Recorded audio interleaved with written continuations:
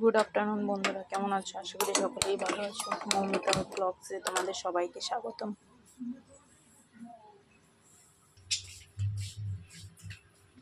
কড়াটা গরম হয়ে গেছে, দিয়ে দেবো তেল।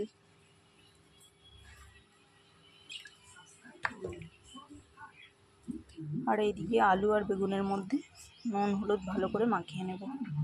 আজকে আমি বানাবো আলু বেগুন দিয়ে কাতলা মাছের ঝোলের রেসিপি।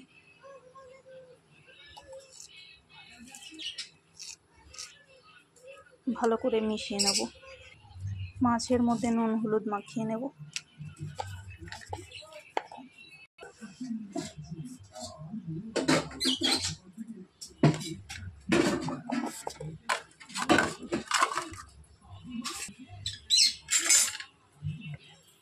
তেলটা ভালোভাবে গরম হয়ে গেছে, এবার দিয়ে দেবো এর মধ্যে মাছ, নুন হলুদ দিয়ে মাখানো মাছ।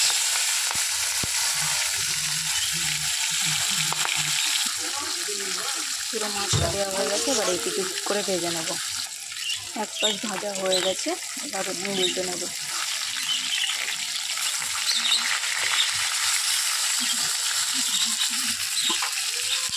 মাছটাকে উল্টানো হয়ে গেছে, এবার এই পাশটাও লাল লাল করে ভেজে নেব।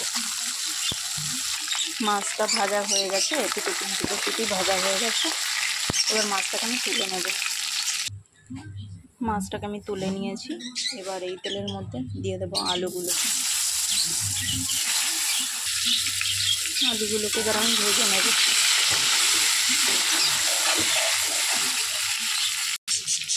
আলুগুলো একটু ভাজা হয়ে গেছে লাল লাল করে,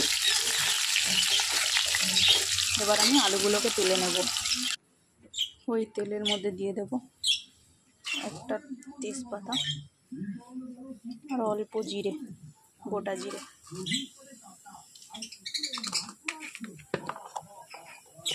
দিয়ে একটু লাল হওয়া পর্যন্ত ভেজে নেব। এর মধ্যে দিয়ে দেবো পেঁয়াজ,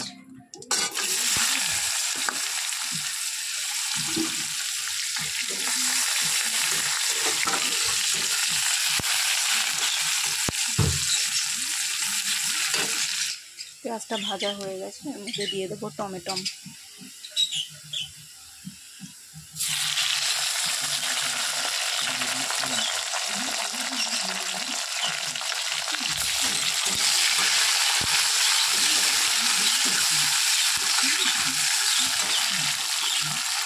দিয়ে দেবো আদা রসুন বাটা, হলুদ গুঁড়ো, নুন, কাঁচা লঙ্কা।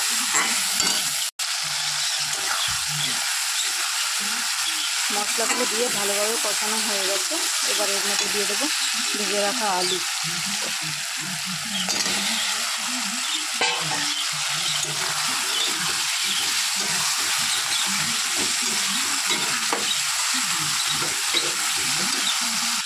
এবার এর মধ্যে অ্যাড করে দেবো বেগুন।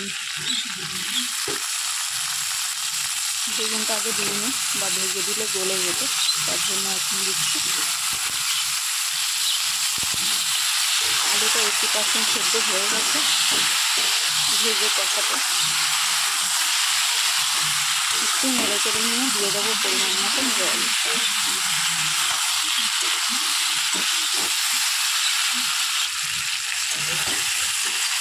হয়ে গেছে ভাজা, এবার দিয়ে দিচ্ছি জল।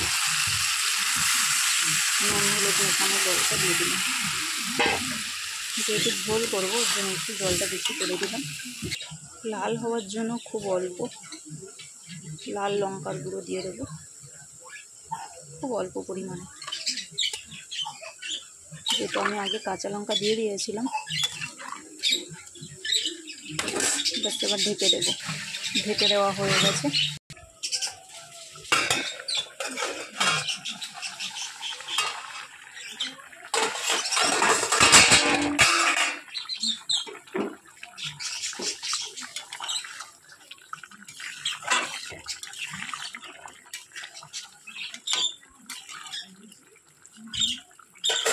তরকারিটা প্রায় হয়ে গেছে, এবার দিয়ে দেবো ভাজা মাছগুলো। মাছগুলো দেওয়া হয়ে গেছে, মাছগুলো দিয়ে দিয়েছিলাম, ফুটে গেছে। এবার দিয়ে দেবো ধনেপাতা।